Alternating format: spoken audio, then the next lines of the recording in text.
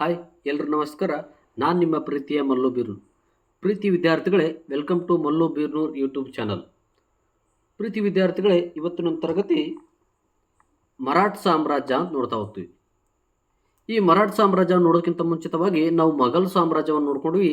ಆ ಮೊಘಲ್ ಸಾಮ್ರಾಜ್ಯದಲ್ಲಿ ಬಾಬರ್ನ ಆಳ್ವಿಕೆ, ಬಾಬರ್ನ ಒಂದು ಕುಟಿಲತೆ, ಅಕ್ಬರ್ನ ಆಳ್ವಿಕೆ, ಹುಮಾಯೂನ್ನ ಆಳ್ವಿಕೆ, ಔರಂಗಜೇಬನ ಆಳ್ವಿಕೆ, ಹುಮಾಯೂನ್ನ ಆಡಳಿತದಲ್ಲಿ ಯಾವ ರೀತಿ ಆಡಳಿತ ನಡೆಸ್ತಾ ಇದ್ರು, ಔರಂಗಜೇಬನ ಆಡಳಿತ ಯಾವ ರೀತಿ ವೈಪರೀತ್ಯ ನೋಡ್ಕೊಂತು, ಅಕ್ಬರ್ ಆಡಳಿತ ಯಾವ ರೀತಿ ವೈಪರೀತ್ಯ ನೋಡ್ಕೊಂತು, ಎಲ್ಲವನ್ನ ನೋಡಿ ಇವತ್ತು ಮರಾಠ ಸಾಮ್ರಾಜ್ಯಕ್ಕೆ ಬಂದ್ವಿ. ಈ ಮರಾಠ ಸಾಮ್ರಾಜ್ಯವನ್ನು ಛತ್ರಪತಿ ಶಿವಾಜಿ ಮಹಾರಾಜರು ಸ್ಥಾಪನೆ ಮಾಡಿರ್ತಕ್ಕಂಥ ಒಂದು ಸಾಮ್ರಾಜ್ಯ ಈ ಮರಾಠ ಸಾಮ್ರಾಜ್ಯ. ಇವರು ಕ್ರಿಸ್ತಶಕ 1627ರಿಂದ 1680ರವರೆಗೆ ಇವರ ಒಂದು ಕಾಲಾವಧಿ. ಯಾವುದು? ಮರಾಠ ಸಾಮ್ರಾಜ್ಯದ ಒಂದು ಕಾಲಾವಧಿ. ಈ ಮರಾಠ ಸಾಮ್ರಾಜ್ಯ ಸ್ಥಾಪಕರು ಯಾರಪ್ಪ ಅಂತಂದರೆ ಛತ್ರಪತಿ ಶಿವಾಜಿ ಮಹಾರಾಜರು. ಇವರು ಮೂಲತಃ ಏನಂತಂದರೆ ಗುಡ್ಡಗಾಡು ಪ್ರದೇಶದಲ್ಲಿ ಗುಂಪು ಗುಂಪಾಗಿ ವಾಸಿಸುವ ಒಂದು ಜನಾಂಗ ಇವರು.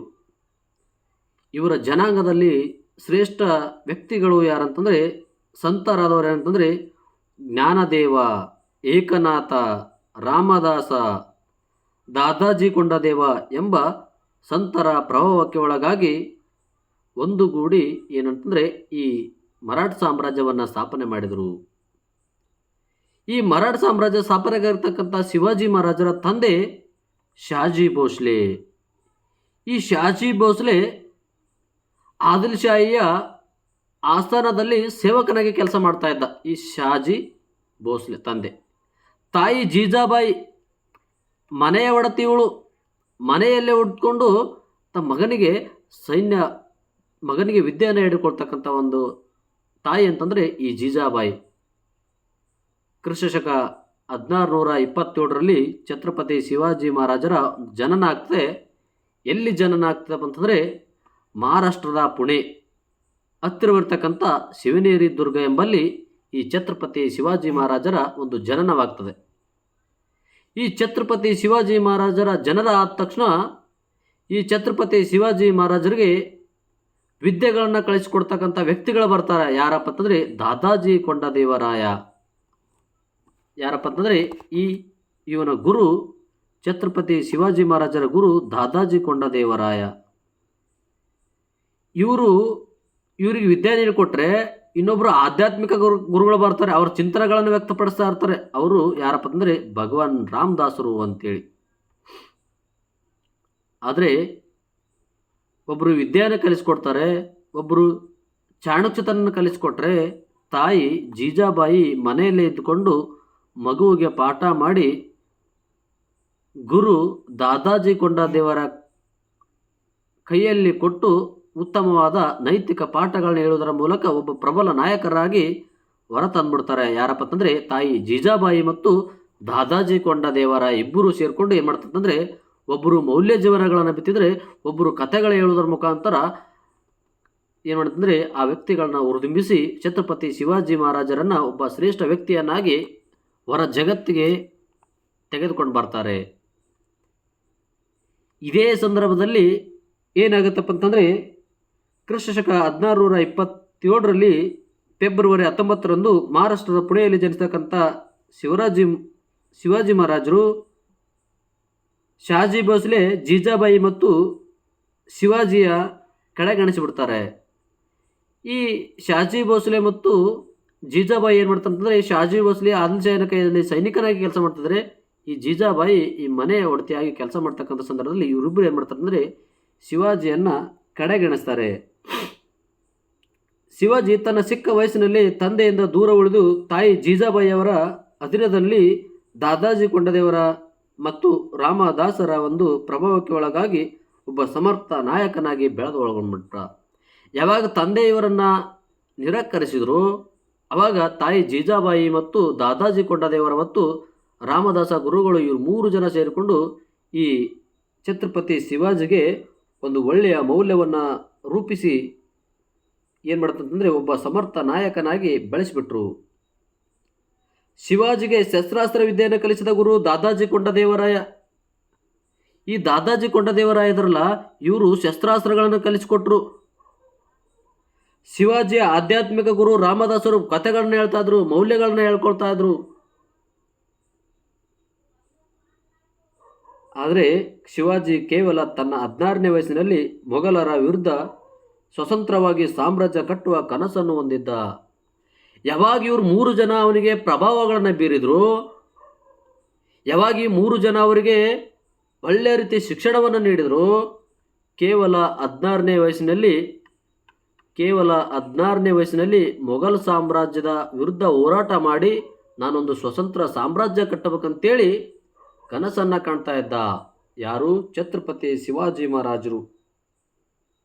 ಇದೇ ಸಂದರ್ಭದಲ್ಲಿ ಏನಾಗತ್ತಪ್ಪ ಅಂದರೆ, ಬಿಜಾಪುರ ಶಾಹಿ ಸುಲ್ತಾನರ ಅಂದ ಒಳಗಿರ್ತಕ್ಕಂಥ ಜುನಾಗಢ, ರಾಯಗಢ, ಪ್ರತಾಪ್ಗಢ, ಶಿವನೇರಿ ದುರ್ಗ ಎಲ್ಲ ಪ್ರದೇಶಗಳನ್ನು ಏನು ಮಾಡ್ತಾನಂತಂದರೆ ಪಡೆದುಕೊಳ್ತಾನೆ. ಎಷ್ಟರಲ್ಲಿ? ಕ್ರಿಸ್ತಶಕ 1646ರಲ್ಲಿ ಕ್ರಿಸ್ತಶಕ 1640ರಲ್ಲಿ ಬಿಜಾಪುರ ಸುಲ್ತಾನ ವಶದಲ್ಲಿರ್ತಕ್ಕಂಥ ತೋರಣದುರ್ಗ, ಪ್ರತಾಪಗಢ, ರಾಯಗಢ, ಕೊಂಡಾಣ ಎಂಬ ಪ್ರದೇಶಗಳನ್ನು ವಶಪಡಿಸಿಕೊಂಡು ಆಳ್ವಿಕೆ ಮಾಡ್ಬೇಕಂತೇಳಿ ಹೊಸ ಸಾಮ್ರಾಜ್ಯ ಕಟ್ಟಕ್ಕೆ ಮುಂದಾಗಿಬಿಡ್ತಾರ.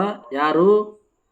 ಶಿವಾಜಿ ಮಹಾರಾಜರು ಕ್ರಿಸ್ತಶಕ 1646ರಲ್ಲಿ ಬಿಜಾಪುರ ಸುಲ್ತಾನರ ಮೇಲೆ ದಾಳಿ ಮಾಡಿ ಈ ಜುನಾಗಢ, ರಾಯಗಢ, ಪ್ರತಾಪ್ಗಢ ಇವೆಲ್ಲ ಪ್ರದೇಶನ ಗೆದ್ದುಕೊಂಡು ಒಂದು ಸ್ವತಂತ್ರ ರಾಜ್ಯವನ್ನಾಗಿ ಮಾಡಿಕೊಳ್ಬೇಕಂತ, ರಾಜ್ಯವನ್ನು ಆಳ್ವಿಕೆ ಮಾಡ್ಬೇಕಂತ ಸಂದರ್ಭದಲ್ಲಿ ಯಾವಾಗ ಬಿಜಾಪುರದ ಅಲಿ ಆದಿಲ್ ಶಾಹಿ, 2ನೇ ಅಲಿ ಆದಿಲ್ ಶಾಹಿ ತನ್ನ ತಂದೆ ಈ ಅಲಿ ಆದಿಲ್ ಶಾಹಿನ ಒಂದು ಸೈನಿಕನಾಗಿ ಕೆಲಸ ಮಾಡ್ತಕ್ಕಂಥ ಸಂದರ್ಭದಲ್ಲಿ ಯಾವಾಗ ಛತ್ರಪತಿ ಶಿವಾಜಿ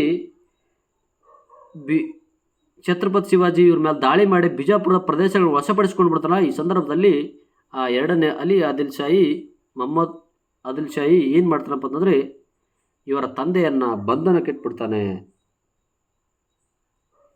ಈ ಸುದ್ದಿಯನ್ನು ತಿಳಿದಿರತಕ್ಕಂಥ ಶಿವಾಜಿ ಏನು ಮಾಡ್ತಾನಂತಂದರೆ ತಂದೆಯ ಬಿಡುಗಡೆಗಾಗಿ ಶಿವಾಜಿ ಪುನಃ ಏನು ಮಾಡ್ತಾನೆ, ಎಲ್ಲ ಪ್ರದೇಶವನ್ನು ಬಿಜಾಪುರದ ಆದಿಲ್ ಶಾಹಿಗೆ ಮರಳಿ ಕೊಟ್ಟು ಬಿಡ್ತಾನೆ.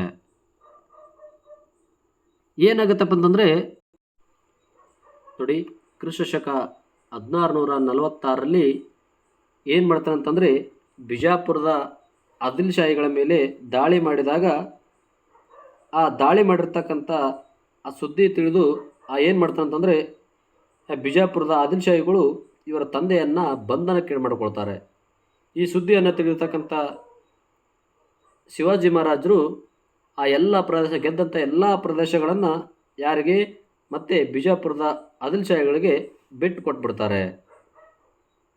ಈ ಬಿಜಾಪುರದ ಎಲ್ಲ ಆದಿಲ್ ಶಾಹಿಗೆ ಬಿಟ್ಟು ಕೊಟ್ಟ ಸಂದರ್ಭದಲ್ಲಿ ಮತ್ತೆ ಏನು ಮಾಡ್ತಾನಂತಂದರೆ ಈತ ಕ್ರಿಸ್ತಶಕ 1656ರಲ್ಲಿ ದಾಳಿ ಮಾಡ್ತಾನೆ. ಎದ್ರ ಮೇಲೆ ದಾಳಿ ಮಾಡ್ತಾನೆ? ಬಿಜಾಪುರದ ಸುಲ್ತಾನ್ನ ವಶದಲ್ಲಿರ್ತಕ್ಕಂಥ ಮಹಾರಾಷ್ಟ್ರದ ಜಾವಳಿ ಮತ್ತು ಕಲ್ಯಾಣಿ ಎಂಬ ಪ್ರದೇಶವನ್ನು ವಶಪಡಿಸ್ಕೊಂಡ್ಬಿಟ್ಟ.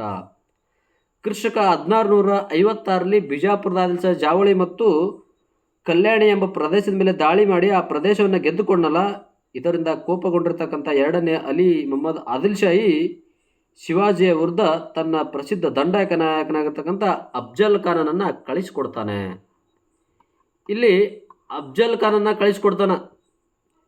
ಕಳಿಸಿಕೊಟ್ಟು ಏನು ಮಾಡ್ತಂತಂದರೆ ಆ ಎಲ್ಲ ಪ್ರದೇಶಗಳನ್ನು ಗೆಲ್ಲಬೇಕು ಅಂತೇಳಿ ಯಾವಾಗ ಈ ಪ್ರದೇಶವನ್ನು ಗೆದ್ಕೊಂಡಿರ್ತಾನಲ್ಲ ಆ ಜಾವಳಿ ಮತ್ತು ಕಲ್ಯಾಣಿ ಅಂತೇಳಿ ಆ ಪ್ರದೇಶವನ್ನು ಮರಳಿ ಪಡಿಬೇಕಂತೇಳಿ ಅಫ್ಜಲ್ ಖಾನನ್ನು ಕಳಿಸಿಕೊಟ್ಬಿಡ್ತಾನೆ.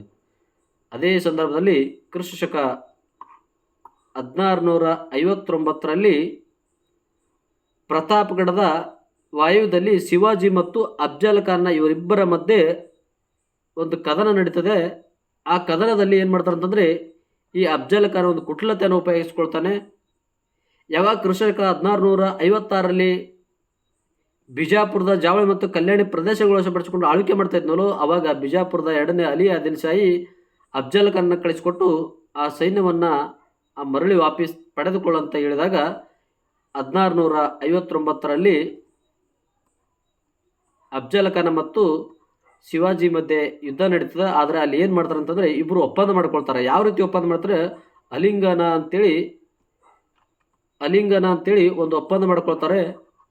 ಅಲಿಂಗನ ಅಂತೇಳಿ ಈ ಒಪ್ಪಂದ ಮುಖಾಂತರ ಏನಾಗಿತ್ತು ಅಂತಂದರೆ, ಯಾವಾಗ ಛತ್ರಪತಿ ಶಿವಾಜಿ ಮಹಾರಾಜರು ಆ ಪ್ರದೇಶಗಳನ್ನ ಗೆದ್ದುಕೊಂಡ್ರಲ್ಲ, ಆ ಪ್ರದೇಶವನ್ನು ಬಿಟ್ಟು ಕೊಡಬೇಕು ಅಂತೇಳಿ ಒಂದು ಮಾಡ್ತಂಥ ಸಂದರ್ಭದಲ್ಲಿ, ಈ ಅಲಿಂಗನ ಮಾಡ್ತಕ್ಕಂಥ ಸಂದರ್ಭದಲ್ಲಿ ಏನು ಮಾಡ್ತಂದ್ರೆ, ವ್ಯಾಘ್ರದ ಅಂದರೆ ಹುಲಿಯ ಉಗುರಿನಿಂದ ಏನು ಮಾಡ್ತಂತಂದರೆ ಅಫ್ಜಲ್ ಖಾನನ್ನು ಕೊಲೆ ಮಾಡಿಬಿಡ್ತಾನೆ. ಇಲ್ಲಿ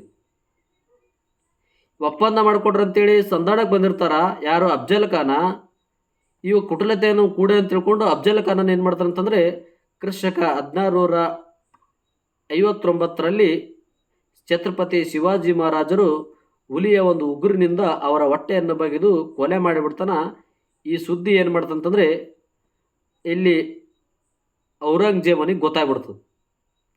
ನೋಡ್ರಿ, ಇಲ್ಲಿ ಬಿಜಾಪುರದಲ್ಲಿ ಅಫ್ಜಲ್ ಖಾನ್ನ ಹೊಟ್ಟೆ ಬಗೆದು ಕೊಂದ ಅಂತೇಳಿ ದೆಹಲಿಯನ್ನು ಆಳ್ವಿಕೆ ಮಾಡ್ತಕ್ಕಂಥ ಔರಂಗಜೇಬು ಈ ಸುದ್ದಿ ಗೊತ್ತಾಯಿತು.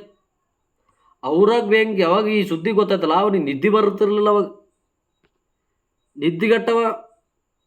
ಅವಾಗ ಔರಂಗಜೇಬ್ ಅಂತನ ಯಾವುದೋ ಒಂದು ದಕ್ಷಿಣ ಭಾರತದಲ್ಲಿ ಪ್ರಬಲವಾದ ವ್ಯಕ್ತಿ ಹೊರವಮ್ಮನ ಅಂತೇಳಿ, ಅವಾಗ ಔರಂಗಜೇಬ್ ಏನು ಮಾಡ್ತಾನೆ ಗೊತ್ತಾ, ಕ್ರಿಸ್ತಶಕ 1664ರಲ್ಲಿ ತನ್ನ ಅಳಿಯನಾಗಿರ್ತಕ್ಕಂಥ ಶಹಾನನ್ ಖಾನ್ನ ಕಳಿಸಿಕೊಡ್ತಾನ.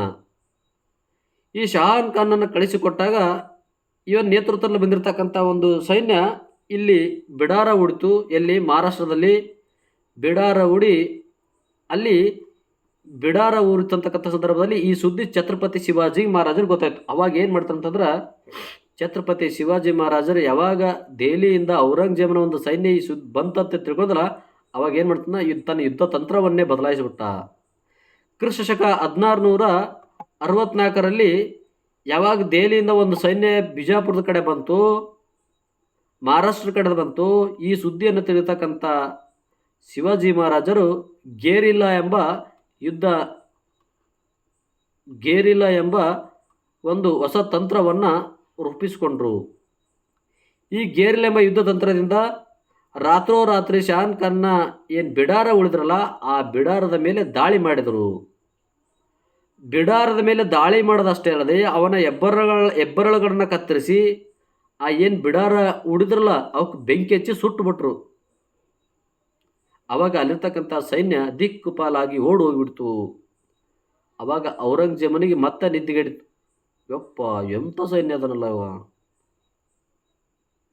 ನಾನೊಂದು ಸೈನ್ಯ ಕಳಿಸಿಕೊಟ್ರೆ ಆ ಸೈನ್ಯ ಗೊತ್ತಿದ್ದಾಗ ಹೊಡೆದು ಓಡಿಸಿದ್ನಲ್ಲಪ್ಪ ಛತ್ರಪತಿ ಶಿವಾಜಿ ಮಹಾರಾಜ್ ಅಂತೇಳಿ ಔರಂಗಜೇಬನಿಗೆ ಮತ್ತೆ ಕೋಪ ಆಯ್ತು. ಕ್ರಿಸ್ತಶಕ 1665ರಲ್ಲಿ ಇನ್ನೊಂದು ಸಾರಿ ಏನಾಯ್ತಂದರೆ, ಕೋಪಗೊಂಡಿರ್ತಕ್ಕಂಥ ಔರಂಗಜೇಬ ತನ್ನ ಇಬ್ಬರು ಪ್ರಸಿದ್ಧ ವ್ಯಕ್ತಿಗಳನ್ನ ಕಳಿಸಿಕೊಡ್ತಾನೆ. ಒಂದು ಜಯಸಿಂಗ, ಇನ್ನೊಂದು ದುಲೀಪ್ ಖಾನನ. ಇಲ್ಲಿ ಇಬ್ಬರು ವ್ಯಕ್ತಿಗಳನ್ನ ಕಳಿಸಿಕೊಟ್ಟಿರ್ತಕ್ಕಂಥ ಔರಂಗಜೇಬ ಜಯಸಿಂಗ ಮತ್ತು ದುಲೀಪ್ ಖಾನ್ ಇಬ್ಬರ ನೇತೃತ್ವದಲ್ಲಿ ಒಂದು ಪ್ರಬಲವಾದ ಸೈನ್ಯ ಬಂದು ಇವ್ರ ಕಡೆ ನಿಂತು, ಈ ಸೈನ್ಯ ಶಿವಾಜಿ ಎಲ್ಲ ಪ್ರದೇಶಗಳನ್ನು ವಶಪಡಿಸಿಕೊಳ್ಬೇಕಂತೇಳಿ ಬಂದಿತ್ತು. ಆವಾಗ ಛತ್ರಪತಿ ಶಿವಾಜಿ ಮಹಾರಾಜರು ಇದು ಸೈನ್ಯವನ್ನು ನೋಡಿ, ಈ ಸೈನ್ಯಕ್ಕೆ ನಾನು ಯುದ್ಧ ಮಾಡೋದು ಆಗೋದಿಲ್ಲ ಅಂತ ಅಂದ್ಕೊಂಡು ಏನು ಮಾಡ್ತಂತಂದರೆ ಒಪ್ಪಂದ ಮಾಡ್ಕೊಳ್ತಾರೆ. ಎಂಥ ಒಪ್ಪಂದ ಮಾಡ್ಕೋತಾರೆ ಅಂತಂದರೆ, ಒಂದು ಪುರಂದರ ಒಪ್ಪಂದ ಮಾಡ್ಕೋತಾರೆ. ಈ ಒಪ್ಪಂದ ಮಾಡಿಕೊಂಡು ಏನು ಮಾಡ್ತಂತಂದರೆ, ಕ್ರಿಸ್ತಕ 1665ರಲ್ಲಿ ಜೂನ್ 22ರಂದು ಪುರಂದರ ಒಪ್ಪಂದ ಮಾಡಿಕೊಂಡು ಸಹಿ ಹಾಕಿ ಮೊಘಲರಿಗೆ 23 ಕೋಟಿ ಮತ್ತು ಯುದ್ಧ ವೆಚ್ಚವನ್ನಾಗಿ 12 ಲಕ್ಷ ರೂಪಾಯಿಗಳನ್ನು ನೀಡಿಬಿಟ್ರು. ಯಾವಾಗ ಜಯಸಿಂಗ ಮತ್ತು ದುಲೀಪ್ ಖಾನ್ನ ಒಂದು ನೇತೃತ್ವದಲ್ಲಿ ದೆಹಲಿ ಒಂದು ಔರಂಗಜೇಬನ ನೇತೃತ್ವದಲ್ಲಿ ಒಂದು ಸೈನ್ಯ ಬಂದಿತ್ತಲ್ಲ, ಇದು ಅಪಾರ ಪ್ರಮಾಣದ ದೊಡ್ಡ ಸೈನ್ಯ ಇತ್ತು. ಈ ಸೈನ್ಯವನ್ನು ನೋಡಿ ಛತ್ರಪತಿ ಶಿವಾಜಿ ಮಹಾರಾಜರು ಯುದ್ಧ ಮಾಡಬಾರ್ದು ಅನ್ಕೊಂಡು ಅವ್ರಿಗೆ ಎಲ್ಲಿ ಇವ್ರು ಏನು ಪುರಂದರ ಪ್ರದೇಶದವರೆಗೆ ಬಂದ, ಅದಕ್ಕೆ ಆ ಪುರಂದರ ಪ್ರದೇಶದಲ್ಲಿ ಪುರಂದರ ಒಪ್ಪಂದ ಮಾಡಿಕೊಂಡು ಆ ಎಲ್ಲ ಪ್ರದೇಶಗಳನ್ನು ಬಿಟ್ಟು ಕೊಡೋದ್ರ ಮುಖಾಂತರ 23 ಕೋಟಿಗಳನ್ನು ಬಿಟ್ಟು ಕೊಡೋದ್ರ ಮುಖ 12 ಕೋಟಿ ರೂಪಾಯಿ ಏನು ಮಾಡ್ತಂತಂದರೆ 12 ಲಕ್ಷ ರೂಪಾಯಿ ದೇಣಿಗೆಯಾಗಿ ನೀಡಿದಾನೆ ಯಾರು, ಶಿವಾಜಿ. ಆ ನಂತರ ಕ್ರಿಸ್ತಶಕ 1666 ಮಾರ್ಚ್ 16ರಂದು ಏನಾಗ್ತದಪ್ಪ ಅಂತಂದರೆ, ಜಯಸಿಂಗನ ಮಾತಿನಂತೆ ತನ್ನ ಆಡಳಿತ ಸಮಸ್ತ ಏನು ಮಾಡ್ತಂತಂದರೆ, ಇಲ್ಲಿ ಒಪ್ಪಂದ ಏನಾಗಿರ್ತಂದರೆ, ನೀನು ಏನು ಮಾಡ್ತಂತಂದ್ರೆ ನಮ್ಮ ಔರಂಗಜೇಬ ಇಲ್ಲಿ 1665ರಲ್ಲಿ ಜಯಸಿಂಗ್ ಏನು ಹೇಳ್ತಂದರೆ, ನೀನು ಏನು ಆಳ್ವಿಕೆ ಮಾಡ್ತಾ ಇದ್ದಲ್ಲ, ನಿನ್ನ ಆಳ್ವಿಕೆ ನೋಡಿ ನಮ್ಮ ಔರಂಗಜೇಬ ಏನು ಅಂತಂದರೆ ಖುಷಿಪಟ್ಟು ನಿನ್ನನ್ನು ಕರ್ಕೊಂಡು ಬಾ ಅಂತೇಳಿ ಈ ಒಪ್ಪಂದ ಮುಖಾಂತರ ಏನು ಮಾಡ್ತಾನಂದರೆ ಅವನಿಗೆ ಮನವೊಲಿಸಿ ಜಯಸಿಂಗ್ ಏನು ಮಾಡ್ತಾನೆ ದೆಹಲಿ ಕರ್ಕೊಂಡು ಹೋಗಕ್ಕೆ ಪ್ಲ್ಯಾನ್ ಮಾಡ್ತಾನೆ. ಈ ಪ್ಲ್ಯಾನ್ ಮಾಡಿದಾಗ ಕ್ರಿಸ್ತಕ 1666ರಲ್ಲಿ ಮಾರ್ಚ್ 16ರಂದು ತನ್ನ ಎಲ್ಲ ಸಾಮ್ರಾಜ್ಯದ ಸಮಸ್ತ ಆಡಳಿತ ಜವಾಬ್ದಾರಿನ ತನ್ನ ತಾಯಿ ಜೀಜಾಬಾಯಿಗೆ ಕೊಟ್ಟು ತನ್ನ ಮಗ ಸಂಭಾಜಿಯೊಂದಿಗೆ ದೆಹಲಿಗೆ ಹೊರಟು ಬಿಡ್ತಾನೆ. ಕ್ರಿಸ್ತಶಕ 1666 ಮಾರ್ಚ್ 16ರಂದು ಯಾವಾಗ ತನ್ನ ಎಲ್ಲ ಸಾಮ್ರಾಜ್ಯವನ್ನು ಬಿಟ್ಟು ದೆಹಲಿಗೆ ಹೊರಟನಲ್ಲ, ಅಲ್ಲಿ ಜಯಸಿಂಗ ಮೋಸ ಮಾಡ್ತಾನೆ. ಕ್ರಿಸ್ತಶಕ 1666 ನವೆಂಬರ್ 30ರಂದು ಈ ಹಣ್ಣಿನ ಬುಟ್ಟಿ ಮುಖಾಂತರ ಮತ್ತೆ ಅಲ್ಲಿಂದ ತಪ್ಪಿಸ್ಕೊಂಡು ಓಡಿ ಬರ್ತಾನೆ. ನೋಡಿ, ಜಯಸಿಂಗ ಕ್ರಿಸ್ತಶಕ 1665ರಲ್ಲಿ ದಾಳಿ ಮಾಡಿ ಕೆಲವು ಪ್ರದೇಶಗಳನ್ನು ಬಿಟ್ಟು ಕೊಟ್ಟ ನಂತರ 1666ರಲ್ಲಿ ಜಯಸಿಂಗ ನಮ್ಮ ಔರಂಗಜೇಬ ನಿಮ್ಮನ್ನು ಕರ್ಕೊಂಡು ಬಾ ಅಂತೇಳನ, ನಿಮ್ಮನ್ನು ಪ್ರಶಂಸೆ ಮಾಡಿ ನಿಮ್ಗೆ ಪುರಸ್ಕಾರ ಮಾಡ್ತಾನಂತ ಅಂದಾಗ ಪಾಪ ಶಿವಾಜಿ ಮಹಾರಾಜರು ಏನು ಮಾಡಿದಂದರೆ ಹೌದು ಅಂತ ಅನ್ಕೊಂಡು ಆ ಪ್ರದೇಶವನ್ನು ಬಿಟ್ಟುಕೊಟ್ಟು ಆ ಸಂಪೂರ್ಣ ಜವಾಬ್ದಾರಿಯನ್ನು ತನ್ನ ತಾಯಿಗೆ ಗೊತ್ತು ತನ್ನ ಮಗ ಸಂಭಾಜಿಯೊಂದಿಗೆ ದೆಹಲಿಗೆ ಹೋದಾಗ 1666ರಲ್ಲಿ ಮಾರ್ಚ್ 16ರಂದು ಇವ್ರು ಬಂಧಿಸಿಬಿಡ್ತಾರೆ ಛತ್ರಪತಿ ಶಿವಾಜಿ ಮಹಾರಾಜರು. ಯಾವಾಗ ಬಂಧನಕ್ಕೀಡಾದ್ನೋ ಛತ್ರಪತಿ ಶಿವಾಜಿ ಮಹಾರಾಜರು ಇಲ್ಲಿದ್ದರೆ ನನ್ನ ಗುಳಿಗಾಲ ಇಲ್ಲ ಅಂತೇಳಿ ಕ್ರಿಸ್ತಶಕ 1666 ನವೆಂಬರ್ 30ರಂದು ಹಣ್ಣಿನ ಬುಟ್ಟಿಯ ಮುಖಾಂತರ ಏನಂದರೆ ಪಲಾಯನಗೊಂಡ್ರು. ಒಂದು ದಿವಸ ಆ ಸಾಮ್ರಾಜ್ಯಕ್ಕೆ ಅಪಾರ ಪ್ರಮಾಣದ ಹಣ್ಣುಗಳು ಸಾಮ್ರಾಜ್ಯ ಆಗ್ತತ್ತು ಔರಂಗಜೇಬನ ಕಾಲದಲ್ಲಿ. ಅವಾಗ ಛತ್ರಪತಿ ಶಿವಾಜಿ ಮಹಾರಾಜರು ಅದೇ ನೆಪ ಉಟ್ಕೊಂಡು ಹಣ್ಣಿಯ ಬುಟ್ಟಿಯ ಒಳಗಡೆ ಆ ಸಾಮ್ರಾಜ್ಯದಿಂದ ಹೊರಗೆ ಬಂದು ಕ್ರಿಸ್ತಶಕ 1670ರಲ್ಲಿ ಮರಾಠರ ವಶದಲ್ಲಿರ್ತಕ್ಕಂಥ ಅದೇ ಸಂದರ್ಭದಲ್ಲಿ ಎಲ್ಲ ಪ್ರದೇಶಗಳನ್ನ ಗೆದ್ದುಕೊಳ್ಬಿಡ್ತಾರೆ.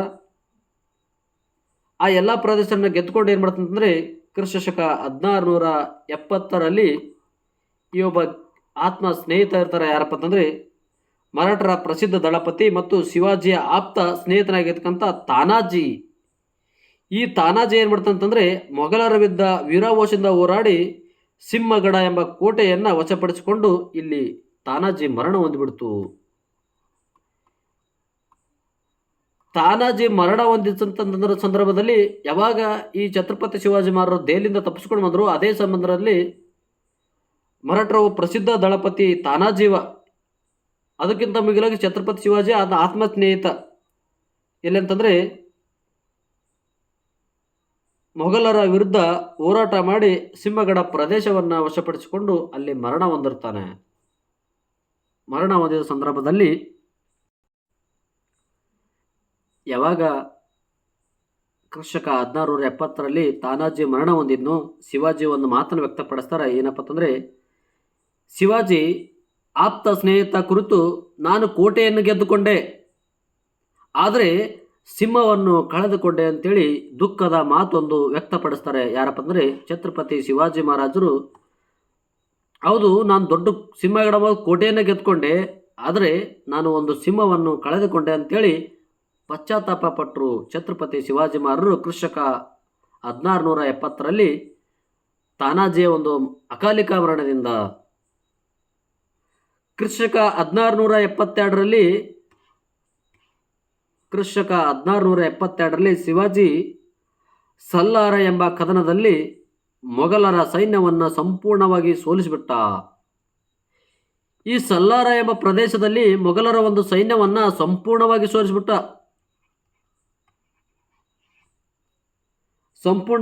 ಸೋಲಿಸಿದಲ್ಲದೆ ಸೋತ ಔರಂಗಜೇಬ ಶಿವಾಜಿಗೆ ರಾಜ ಎಂಬ ಬಿರುದನ್ನು ಕೊಡ್ತಾನೆ. ಯಾವಾಗ ಮೊಘಲ್ ಸಾಮ್ರಾಜ್ಯವನ್ನು ಸಂಪೂರ್ಣವಾಗಿ ಸೋಲಿಸಿದ್ನೋ ಛತ್ರಪತಿ ಶಿವಾಜಿ ಮಹಾರಾಜಿ,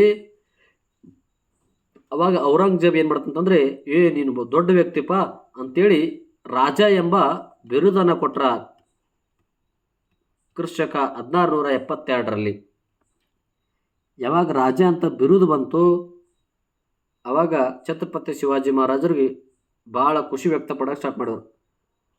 ಅದೇ ಸಂದರ್ಭದಲ್ಲಿ ಕ್ರಿಸ್ತಶಕ 1674 ಜೂನ್ 16ರಂದು ಕ್ರಿಸ್ತಶಕ 1674 ಜೂನ್ 16ರಂದು ಶಿವಾಜಿಗೆ ರಾಯಗಢದಲ್ಲಿ ಪಟ್ಟಾಭಿಷೇಕವಾಗ್ತದೆ. ಯಾಕಂತಂದರೆ ಮೊಘಲ್ ಸಾಮ್ರಾಜ್ಯವನ್ನು ಸಂಪೂರ್ಣವಾಗಿ ಗೆದ್ದು ರಾಜ ಅಂತೇಳಿ ಬಿರುದು ಪಡ್ಕೊಂಡ. ಈಗ ಪಟ್ಟಾಭಿಷೇಕವಾಯ್ತಿಲ್ಲಿ.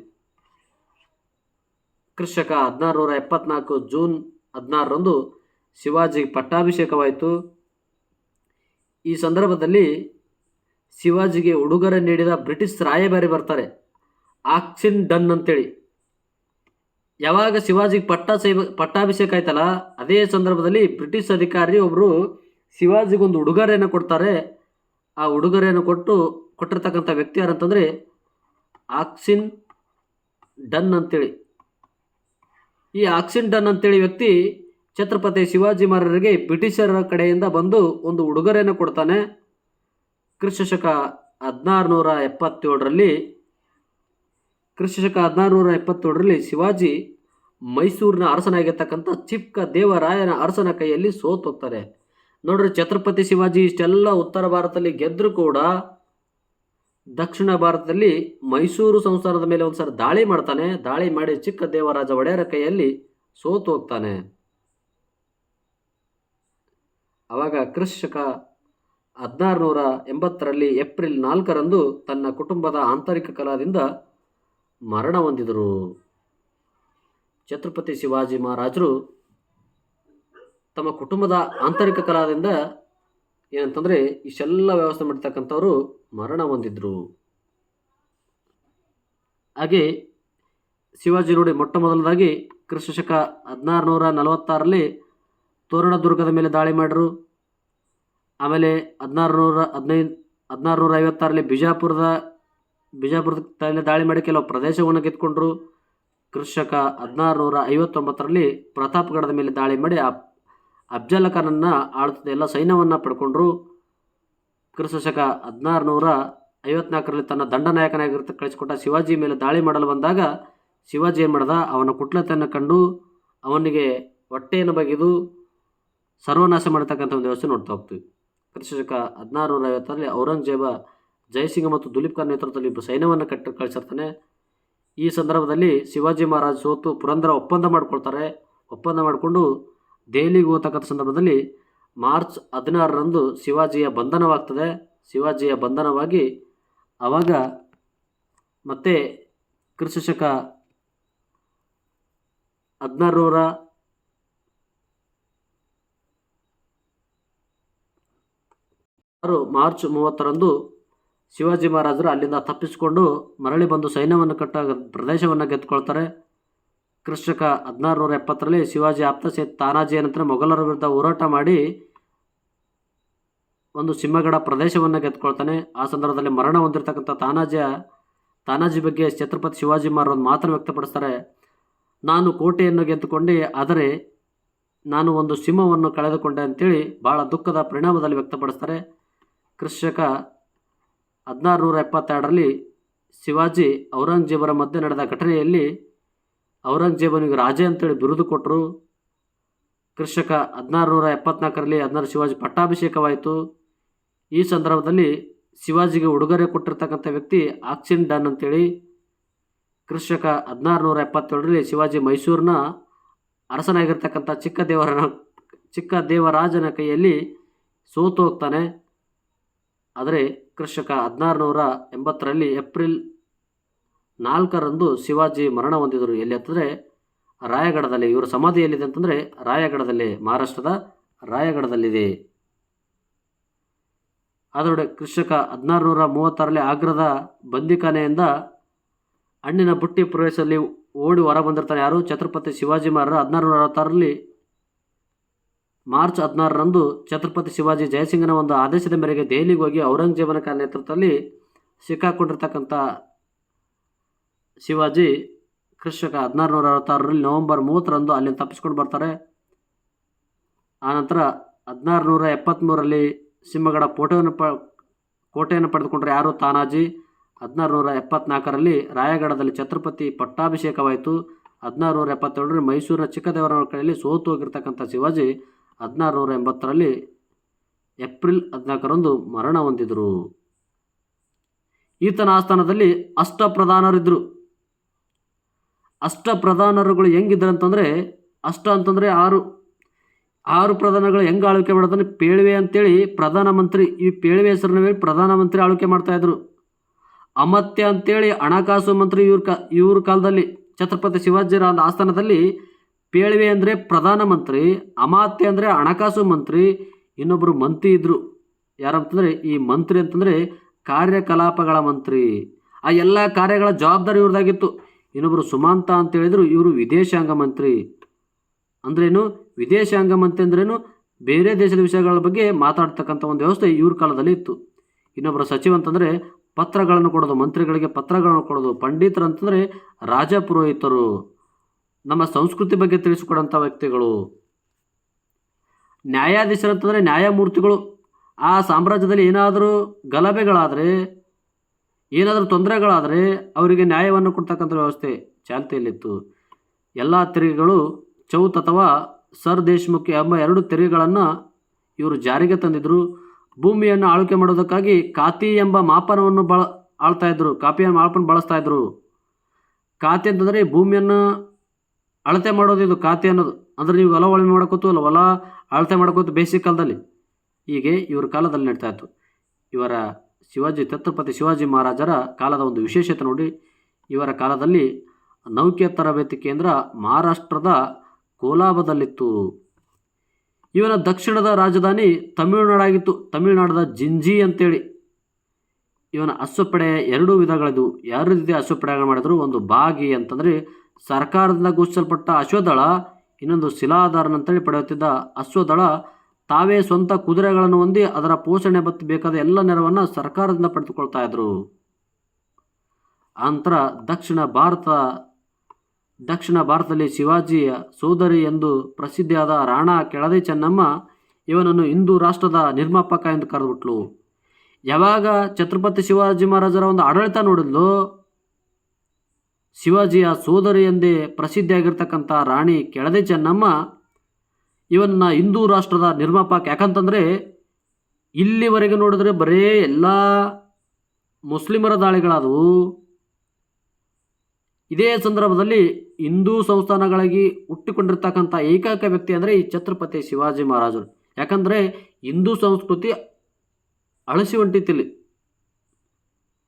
ಆವಾಗ ಇಲ್ಲಿ ಇವರ ಆಡಳಿತದಲ್ಲಿ ಮರಾಠಿ ಭಾಷೆ ಆಡಳಿತವನ್ನಾಗಿ ಮಾಡಿಕೊಂಡು ಆಳ್ವಿಕೆ ಮಾಡ್ತಾಯಿದ್ರು.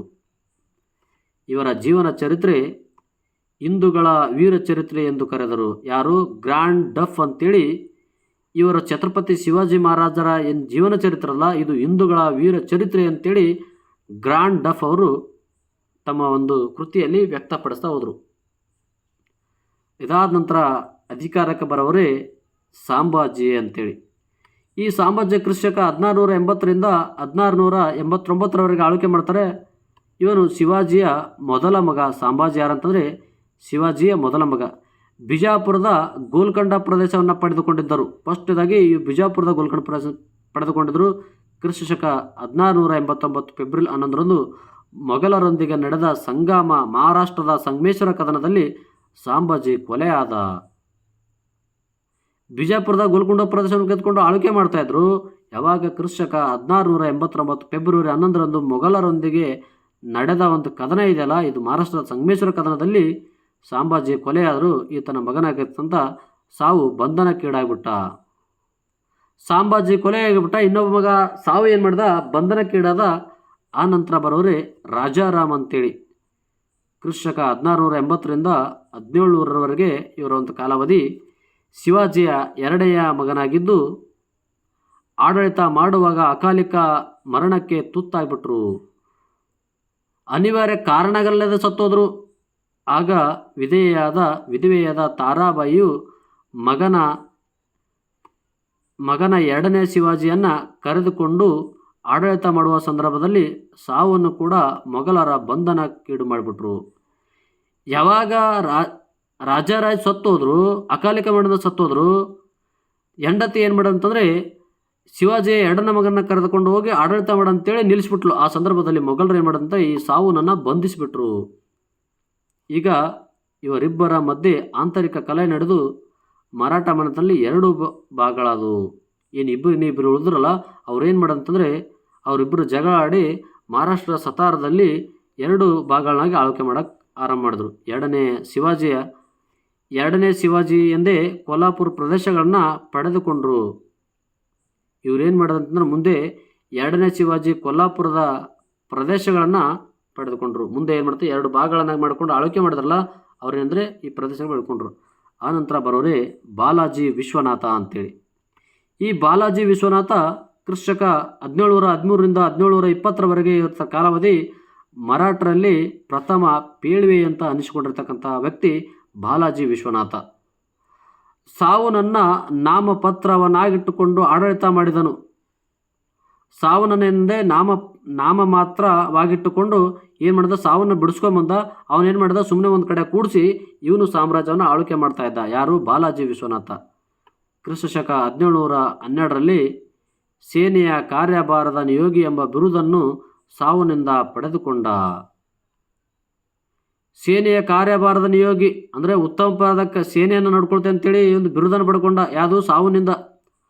ಪುಣೆಯನ್ನು ಪೇಳ್ವೆಯ ರಾಜನಾಗಿ ಮಾಡಿಕೊಂಡು ಆಳ್ವಿಕೆ ಮಾಡಿಕೊಂಡ. ಮಹಾರಾಷ್ಟ್ರದ ಪುಣೆ ಏನಿದೆಯಲ್ಲ ಆ ಒಂದು ಪ್ರದೇಶವನ್ನು ತನ್ನ ರಾಜನಾಗಿ ಮಾಡ್ಕೊಳ್ಳೋಕ್ಕೆ ಆರಂಭ ಮಾಡಿದ. ಯಾರು? ಬಾಲಾಜಿ ವಿಶ್ವನಾಥ. ಶಿವಾಜಿಯ ನಡೆಯುತ್ತಿದ್ದ ವೇತನ ಪದ್ಧತಿಯನ್ನು ರದ್ದು ಮಾಡಿಬಿಟ್ಟ. ಶಿವಾಜಿ ಏನು ಮಾಡ್ತಾ ವೇತನ ಪದ್ಧತಿಯನ್ನು ನೀಡ್ತಾ ಇದ್ದ. ಆ ವೇತನ ಪದ್ಧತಿಯನ್ನು ಯಾರು? ಬಾಲಾಜಿ ವಿಶ್ವನಾಥ ರದ್ದು ಮಾಡಿದರು. ಅದಾದ ನಂತರ 1ನೇ ಬಾಜಿರಾವ ಅಂತೇಳಿ ಬರ್ತಾರೆ. ಕ್ರಿಸ್ತಕ 1ನೇ ಬಾಜಿರಾವ್ ಪೇಶ್ವೆ ಕ್ರಿಸ್ತಕ 1720ರಿಂದ 1740ರವರೆಗೆ. ಇವನು ಮರಾಠರ ಪ್ರಸಿದ್ಧ ಪೇಶ್ವೆ. ಕ್ರಿಸ್ತಶಕ 1728ರಲ್ಲಿ ಶ್ರೀರಂಗಪಟ್ಟಣದ ಮೇಲೆ ಹೈದರಾಬಾದ್ ನಿಜಾಮನ ಮೇಲೆ ದಾಳಿ ಮಾಡಿ ಮಾಂಡಲಿಕ ಅಂತೇಳಿ ಮಾಡಿಕೊಂಡ. ಕ್ರಿಸ್ತಕ 1728ರಲ್ಲಿ ಶ್ರೀರಂಗಪಟ್ಟಣ ಮತ್ತು ಹೈದರಾಬಾದ್ನ ಮೇಲೆ ದಾಳಿ ಮಾಡಿ ಮಾಂಡಲಿಕರನ್ನಾಗಿ ಮಾಡಿಕೊಂಡು ಆಳ್ವಿಕೆ ಮಾಡೋಕೆ ಆರಂಭಿಸಿದ. ಒಡೆದು ಹೋದ ಮರಾಠರ ಮನೆತನಗಳನ್ನು ಒಂದುಗೂಡಿಸಿ 12ನೇ ಶಿವಾಜಿ ಎಂದು ಕರೆದುಕೊಂಡಿವ. ಒಡೆದು ಹೋದ ಮರಾಠ ಮನೆತನಗಳನ್ನು ಒಂದುಗೂಡಿಸಿದವ. ಮರಾಠರ ಒಕ್ಕೂಟದಲ್ಲಿದ್ದ ಅಖಂಡ ಹಿಂದೂ ಸಾಮ್ರಾಜ್ಯ ಸ್ಥಾಪಿಸುವ ಉದ್ದೇಶವನ್ನು ಹಿಂದೂ ಪಾದ ಅಂತೇಳಿ ಕರೆದ. ಈ 1ನೇ ಬಾಜಿರಾವ್ ಪೇಶ್ವೆನಿದನಲ್ಲ, ಮರಾಠರ ಮನೆತನ ಒಡೆದೋಗಿದ್ದು ಅವೆಲ್ಲ ಒಂದುಗೂಡಿಸಿದ. ಮರಾಠರ ಒಕ್ಕೂಟಕ್ಕೆ ಅಖಂಡ ಹಿಂದೂ ಸಾಮ್ರಾಜ್ಯವನ್ನು ಸ್ಥಾಪಿಸುವ ಉದ್ದೇಶವನ್ನು ಹೊಂದ್ಕೊಂಡಿದ್ದ. ಅದಕ್ಕೇನಂತ ಹಿಂದೂ ಪಾದ ಅಂತೇಳಿ ಕರೆದ.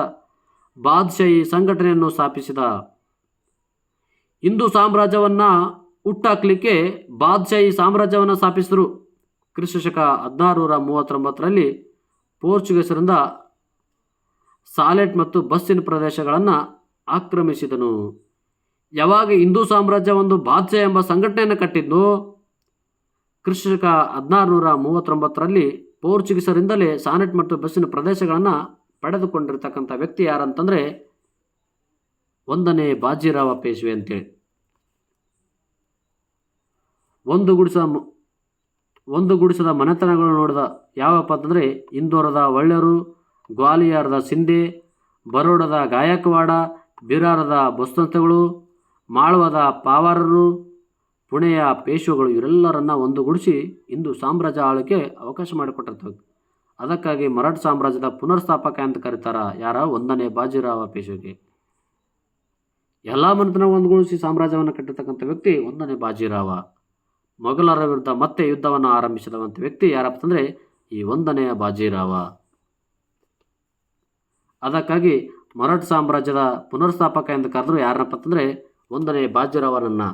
ಮೊಘಲರ ವಿರುದ್ಧ ಮತ್ತೆ ಯುದ್ಧ ಪ್ರಾರಂಭಿಸಿ ಆಳ್ವಿಕೆಯನ್ನು ಮಾಡ್ತಾ ಇದ್ದ. ಇದಾದ ನಂತರ ಯಾರು ಬರೋದಂದರೆ ಬಾಲಾಜಿ ಬಾಜಿರಾವ್ ಅಂತೇಳಿ. ಕ್ರಿಸ್ತಕ 1740ರಿಂದ 1761ರವರೆಗೆ. ಕ್ರಿಸ್ತಕ 1750ರಲ್ಲಿ ರಾಜ ರಾಮನೊಂದಿಗೆ ಸಂಗೋಲ ಒಪ್ಪಂದ ಮಾಡಿಕೊಂಡು ಆಳ್ವಿಕೆ ಮಾಡ್ತಾ ತೊಡಗಿದ. ತನ್ನ ತಂದೆ ಹಿಂದೂ ಪಾದ ಬಾದ್ಶಾಹಿ ಕೈಬಿಟ್ಟನು. ಬಾಲಾಜಿ ಬಾಜಿರಾವ್ ಏನು ಮಾಡಿದ, ಹಿಂದೂ ಪಾದ ಬಾದ್ಶಾಹಿ ಹಿಂದೂ ಸಾಮ್ರಾಜ್ಯ ಹುಟ್ಟಲಿಕ್ಕೆ ಬಾದ್ಶಾಹನ ಕಟ್ಟಿದ್ರೆ ಆ ಒಂದು ಸೈನ್ಯವನ್ನು ಕೈ ಬಿಟ್ಬಿಟ್ಟ. ಮರಾಠರ ಮನೆತನದಲ್ಲಿ ಜಾರಿಯಲ್ಲಿದ್ದ ಗೇರಿಲ್ಲಾ ಪದ್ಧತಿಯನ್ನು ರದ್ದುಪಡಿಸಿ ಯುರೋಪಿನ ಮಾದರಿ ಯುದ್ಧವನ್ನು ಅನುಸರಿಸಿದ. ಭಾರತೀಯರು ಸ್ವಂತ ಯುದ್ಧ ಗೇರಿಲಾಗಳನ್ನು ಬಳಸ್ಕೊಂಡ್ರೆ ಅದನ್ನು ರದ್ದುಪಡಿಸಿದರು. ಯುರೋಪಿನ ಮಾದರಿ ಯುದ್ಧಗಳನ್ನು ಅನುಸರಿಸಬೇಕಂತೇಳಿ ವ್ಯಕ್ತಪಡಿಸಿದ. ಯಾರು? ಬಾಲಾಜಿ ಬಾಜಿರಾವ. ಈ ಅವಧಿಯಲ್ಲಿ ಅಫ್ಘಾನ್ ನಾಯಕನಾಗಿರ್ತಕ್ಕಂಥ ಮೊಹಮ್ಮದ್ ಶಾ ಅಬ್ದಾಲಿ ದಾಳಿ ಮಾಡಿ ಕ್ರಿಸ್ತಕ 1761ರಲ್ಲಿ ಜನವರಿ 14ರಂದು ನಡೆದ 3ನೇ ಪಾಣಿಪತ್ ಕದನದಲ್ಲಿ ಪೇಳಿವೆಯನ್ನು ಸೋಲಿಸಿ ಆಗ 5ರಲ್ಲಿ ಅಫ್ಘಾನ್ ಆಗಿ ಹೊರಹೊಮ್ಮಿದ. ಹೌದು ಮತ, ನಮ್ಮ ದೇಶದ ಸಂಸ್ಕೃತಿಯನ್ನು ನಾವೇ ಅಂತ ಹಾಳು ಮಾಡಿದರೆ ಬೇರೆ ದೇಶದಲ್ಲಿ ಬಿಡ್ತಾರೆ. ಅದನ್ನು ಸದುಪಯೋಗ ಮಾಡಿಕೊಂಡು 1761 ಜನವರಿ 14ರಂದು 3ನೇ ಪಾಣಿಪತ್ಯದಲ್ಲಿ ಸೋಲಿಸಿ ಆ ಸಾಮ್ರಾಜ್ಯನ ಕೊನೆಗಾಣಿಸಿದ್ರು. ಆಗ 5ರಲ್ಲಿ ಅಫ್ಘಾನ್ ನಾಯಕರಿಗೆ ಸಹಾಯ ಮಾಡಿದರು. ಮರಾಠರ ಕೊನೆಯ ಪೇಶ್ವೆ 2ನೇ ಬಾಲಾಜಿ ಬಾಜಿರಾವ್ ಅಂತೇಳಿ ಕ್ರಿಶಕ 1818ರಲ್ಲಿ ಇವರ ಒಂದು ಕಾಲಾವಧಿಯನ್ನು ನೋಡ್ತಾ ಹೋಗ್ತೀವಿ. ಆನಂತರ ಸಂಪೂರ್ಣವಾಗಿ ಮರಾಠ ಸಾಮ್ರಾಜ್ಯವನ್ನು ನೋಡಿ ಆ ಮರಾಠ ಸಾಮ್ರಾಜ್ಯದ ಬಗ್ಗೆ ಒಂದು ಉತ್ತಮವಾದ ಮಾಹಿತಿ ಕೊಟ್ಟಂತೆಂದು ಭಾವಿಸುತ್ತೇನೆ. ಹಾಗೆ ಮುಂದಿನ ಹೆಚ್ಚಿನ ಮಾಹಿತಿಗಳಿಗಾಗಿ ನನ್ನ ತರಗತಿಗಳನ್ನು ವೀಕ್ಷಣೆ ಮಾಡಿರಿ, ಶೇರ್ ಮಾಡಿರಿ, ಸಬ್ಸ್ಕ್ರೈಬ್ ಮಾಡಿರಿ ಅಂಥೇಳಿ ಈ ಪಾಠಕ್ಕೆ ಸಂಬಂಧಪಟ್ಟಂತೆ ಕೆಲವು ಕ್ವಶನ್ಸ್ಗಳನ್ನು ನೋಡ್ತಾ ಹೋಗೋಣ. ಯಾವ ರೀತಿ ಕ್ವಶನ್ಸ್ಗಳದಾವ, ಏನೇನು ಕ್ವಶನ್ಸ್ಗಳು ನಮ್ಮ ಪ್ರಸ್ತುತ ಮನೆಗಳಲ್ಲಿ ಪ್ರಚಲಿತ ಘಟನೆಗಳಂತೆ ಇತಿಹಾಸದಲ್ಲಿ ಈ ಮರಾಠ ಸಾಮ್ರಾಜ್ಯದ ಬಗ್ಗೆ ಕೇಳುವ ಕ್ವಶನ್ಸ್ಗಳು ತುಂಬ ಇರ್ತಾ ಹೋಗ್ತವೆ. ಯಾಕಂತಂದರೆ ಮೊಘಲ್ ಸಾಮ್ರಾಜ್ಯ ಮತ್ತು ಮರಾಠ ಸಾಮ್ರಾಜ್ಯ ಯಾರು ಅರ್ಥ ಆಗಲ್ಲ ಅಂತ ಹೇಳ್ತಾರೆ. ಏನಿಲ್ಲ ಅದ್ರೊಳಗೆ, ಸುಮ್ಮನೆ ಓದು ಓದು ಓದು ಓದು ಓದು ಓದು ಎಷ್ಟು ಓದ್ಬೇಕಂದ್ರೆ ತಾನೇ ಬರ್ತದೆ ಎಲ್ಲ, ಹಂಗೆ ಓದಬೇಕು. ಅದಕ್ಕೆ ಮೊದಲಾಗಿ 1ನೇ ಕ್ವಶನ್ ನೋಡ್ತಾ ಹೋಗೋಣ. ಮರಾಠರ ಪೇಶ್ವೆಗಳು ಮೂಲತಃ ಡ್ಯಾಶ್ ಆಗಿದ್ದರು ಅಂತ ಐತಿ. ಮರಾಠರ ಪೇಶ್ವೆಗಳು ಮೂಲತಃ ಎಲ್ಲಿದ್ದ ಇದ್ರು ಇವರಂತ. ಯಾದವರ ಉತ್ತರಾಧಿಕಾರಿಗಳು, ಮರಾಠರ ವಂಶಗಳು, ಚಿತ್ಪಾವನ ಬ್ರಾಹ್ಮಣರು, ಮಾಲವಿಯ ಬ್ರಾಹ್ಮಣರು ಅಂತಂದರೆ ಈ ಮರಾಠರು ಪೇಶ್ವೆಗಳು ಮೂಲತಃ ಏನಾಗಿದ್ರಪ್ಪ ಅಂತಂದರೆ ಚಿತ್ಪ್ರಾವಣ ಬ್ರಾಹ್ಮಣರಾಗಿದ್ದು. ಏನು ಆಪ್ಷನ್ ಸಿ ಇದೆಯಲ್ಲ, ಇದು ಮರಾಠರ ಪೇಶ್ವೆಗಳು ಮೂಲತಃ ಚಿತ್ಪಾವನ ಬ್ರಾಹ್ಮಣರಾಗಿದ್ದರು. 2ನೇ ಕ್ವಶನ್ ನೋಡೋಣ. ಈ ಕೆಳಗಿನ ಯಾವ ಒಪ್ಪಂದವನ್ನು 2ನೇ ಮರಾಠ ಯುದ್ಧದ ನಂತರ ಮಾಡಿಕೊಂಡ್ರು? ಯಾರ್ಯಾರು ಈ ಒಪ್ಪಂದವನ್ನು ಮಾಡಿಕೊಂಡ್ರು ಅಂತ ಕೇಳ್ಬೋದು. ಈ ಕೆಳಗಿನ ಯಾವ ಒಪ್ಪಂದವು 2ನೇ ಮರಾಠ ಯುದ್ಧದ ನಂತರ ಮಾಡಿಕೊಂಡ್ರು ಅಂತಂದ್ರೆ ಬೆಸ್ಲಿನ್ ಒಪ್ಪಂದ. 2ನೇ ಮರಾಠ ಯುದ್ಧದ ನಂತರ ಏನಂತಂದರೆ ಈ ಬೆಸ್ಲಿನ್ ಒಪ್ಪಂದ ಮಾಡಿಕೊಂಡ್ರು. Question number 3. ಶಿವಾಜಿಯು ಪಟ್ಟಾಭಿಷೇಕ ನಡೆದ ಪ್ರದೇಶ ಎಲ್ಲಪ್ಪ ಅಂತಂದರೆ ಸಿ ರಾಯಗಢ.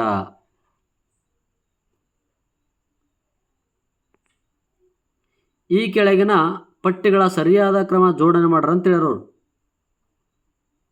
ಹೌದಾ, ಅಲ್ಲಿ ಮುಂದೆ ಕೊಟ್ಟರು ನೋಡೋ ಕ್ವಶನ್, ಅದು ಬಿಡ್ರೆ ಅದು ಇದಿಲ್ಲ. ಆಮೇಲೆ 5ನೇ ಕ್ವಶನ್ ನೋಡು. ಶಿವಾಜಿಯು ರಚಿಸಿದ ಮಂತ್ರಿಮಂಡಲವನ್ನು ಹೀಗೆ ಕರಿತಾ ಇದ್ರು. ಶಿವಾಜಿ ಒಂದು ಮಂತ್ರಿಮಂಡಲವನ್ನು ರಚಿಸಿದ್ರು. ಆ ಮಂತ್ರಿಮಂಡಲವನ್ನು ಏನೆಂದು ಕರಿತಾ ಇದ್ರು? ಆ ಮಂತ್ರಿಮಂಡಲವನ್ನು ಏನೆಂದು ಕರಿತಾ ಇದ್ರು? ನಾ ಆಗಲೇ ಹೇಳಿದೆ ನಿಮಗೆ, ಅಷ್ಟಪ್ರಧಾನರು ಅಂತ ಕರಿತಾರೆ. ಮಂತ್ರಿಮಂಡಲ ಏನು ರಚಿಸಿದ್ರಲ್ಲ ಅದಕ್ಕೆ ಅಷ್ಟಪ್ರಧಾನರು ಅಂತ ಕರಿತಿದ್ರು.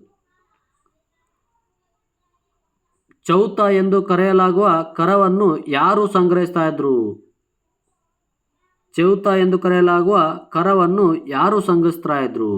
ಮೊಟ್ಟ ಮೊದಲ ಬಾರಿಗೆ ಚೌತ ಎಂಬ ಕರವನ್ನು ಯಾರು ಸಂಗ್ರಹಿಸ್ತಂತಂದರೆ ಮರಾಠರೆ ಮೊಟ್ಟ ಮೊದಲ ಬಾರಿಗೆ ಈ ಚೌತ ಎಂಬ ಕರವನ್ನು ಸಂಗ್ರಹಿಸತೊಡಗಿದರು. ಮೊಘಲ್ ರಾಜರುಗಳ ವಿರುದ್ಧ ಶಿವಾಜಿ ಹೋರಾಟ ಮಾಡಲು ಹೊರಟ ಕಾರಣವೇನಂತಂದರೆ ಮೊಘಲ್ ರಾಜರ ವಿರುದ್ಧ ಶಿವಾಜಿ ಹೋರಾಟ ಮಾಡಲು ಕಾರಣವೇನು ಅಂತೇಳಿ ಕ್ವಶನ್ ಐತಿ.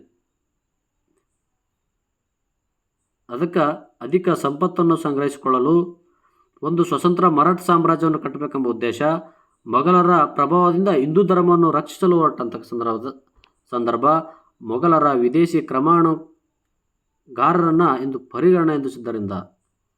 ಅಂದ್ರೆ ಈ ಮೊಘಲರ ರಾಜರುಗಳ ವಿರುದ್ಧ ಶಿವಾಜಿ ಹೋರಾಟ ಮಾಡಲಿಕ್ಕೆ ಮುಖ್ಯ ಕಾರಣ ಏನಂತಂದರೆ ಒಂದು ಸ್ವತಂತ್ರ ಸಾಮ್ರಾಜ್ಯವನ್ನು ಕಟ್ಟಬೇಕು ಅಂತೇಳಿ ಕನಸು ಕಾಣ್ತಾ ಇದ್ದ. ಅದು ಉದ್ದೇಶಕ್ಕಾಗಿ ಮೊಘಲರ ವಿರುದ್ಧ ಯುದ್ಧಕ್ಕಿಳಿದ. ಶಿವಾಜಿಯ ಕಿರೀಟ ಧಾರಣೆ ಮಾಡಿದ್ದು ಎಲ್ಲಿ ಅಂತೇಳಿ. ಶಿವಾಜಿಯ ಕಿರೀಟ ಧಾರಣೆ ಮಾಡಿದ್ದು ಎಲ್ಲಿ? ರಾಯಗಢ. ಯಾರು ಮಾಡಿದ್ರು? ಔರಂಗಜೇಬ.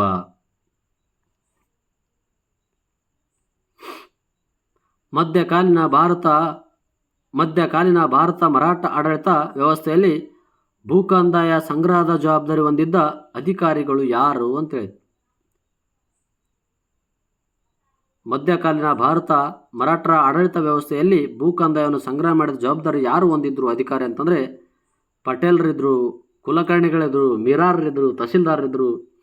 ಮಧ್ಯಕಾಲೀನ ಭಾರತ ಮರಾಠ ಸಾಮ್ರಾಜ್ಯದಲ್ಲಿ ಭೂಕಂದಾಯವನ್ನು ಪಟೇಲರು ವ್ಯವಸ್ಥೆ ಮಾಡ್ತಾಯಿದ್ರು. ಭೂಕಂದಾಯ ವ್ಯವಸ್ಥೆಯನ್ನು ಅಧಿಕಾರ ವಹಿಸಿಕೊಂಡ್ರು ಯಾರಂತಂದರೆ ಪಟೇಲರು. ಅಷ್ಟಪ್ರಧಾನರು ಎಂಬುದು ಒಂದು ಮಂತ್ರಿಮಂಡಲ.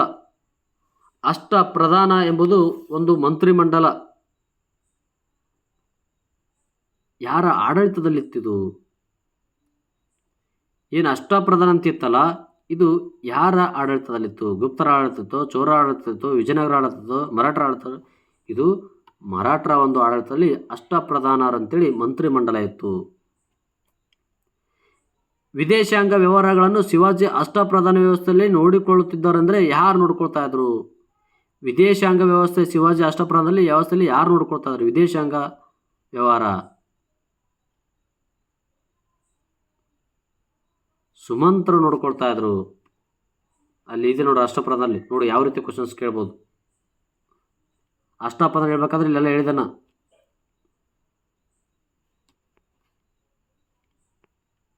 ಹೀಗೆ ಇಲ್ಲಿಗೆ ಈ ಒಂದು ತರಗತಿಯನ್ನು ಮುಗಿಸೋಣ. ಪ್ರೀತಿ ವಿದ್ಯಾರ್ಥಿಗಳೇ, ಮುಂದಿನ ದಿನಮಾನಗಳಲ್ಲಿ ಉತ್ತಮ ರೀತಿಯ ಸ್ಲೈಡ್ಗಳ ಬಳಕೆ ಮುಖಾಂತರ ಪಾಠ ಬೋಧನೆ ಮಾಡುತ್ತಾ ನಿಮಗೆ ಎಲ್ಲ ರೀತಿಯ ಸ್ಪರ್ಧಾತ್ಮಕ ಪರೀಕ್ಷೆಗಳಿಗೆ ಸಂಬಂಧಪಟ್ಟಂತೆ ನೋಟ್ಸ್ಗಳನ್ನು ನಾವೊಂದು ಯೂಟ್ಯೂಬ್ ಟೆಲಿಗ್ರಾಮ್ ಚಾನಲನ್ನು ಕ್ರಿಯೇಟ್ ಮಾಡಿದ್ದೇನೆ, ಬಿಸಿಲ್ನಾಡು ಬಳಗ ಶಾಪುರ್ ಅಂತೇಳಿ. ಅಲ್ಲಿ ಪ್ರತಿದಿನ ಈ ತರಗತಿಗೆ ಸಂಬಂಧಪಟ್ಟಂತೆ ನೋಟ್ಸ್ಗಳಿದಾವಲ್ಲ ಎಲ್ಲನ ಅಲ್ಲಿ ಅಪ್ಲೋಡ್ ಮಾಡಿರ್ತೀನಿ. ಆ ಸ್ಲೈಡ್ಗಳನ್ನು ನೋಡಿಕೊಂಡು ನೀವು ನೋಟ್ಸನ್ನು ಮಾಡ್ಕೊಳ್ಬೋದು. ಯಾರಿಗೆ ಇಲ್ಲಿ ನೋಟ್ಸ್ ಮಾಡ್ಕೊಳಕ್ಕಾಗಲೋ ಅಲ್ಲಿ ನೋಟ್ಸನ್ನು ಮಾಡ್ಕೊಳ್ಬೋದು. ಇವತ್ತಿನ ಒಂದು ತರಗತಿ ಇಲ್ಲಿಗೆ ಮುಕ್ತಾಯಗೊಳಿಸೋಣ. ಪ್ರೀತಿ ವಿದ್ಯಾರ್ಥಿಗಳೇ, ಹೆಚ್ಚಿನ ಮಾಹಿತಿಗಳಿಗಾಗಿ, ಹೆಚ್ಚಿನ ವಿಡಿಯೋಗಳಿಗಾಗಿ ನಮ್ಮ ಚಾನಲ್ನ ಸಬ್ಸ್ಕ್ರೈಬ್ ಮಾಡಿರಿ, ಶೇರ್ ಮಾಡಿರಿ ಅಂತೇಳಿ ಇವತ್ತಿನ ಒಂದು ತರಗತಿಯನ್ನು ಇಲ್ಲಿಗೆ ಮುಗಿಸ್ತಾ ಇದ್ದೇನೆ. ಧನ್ಯವಾದಗಳು.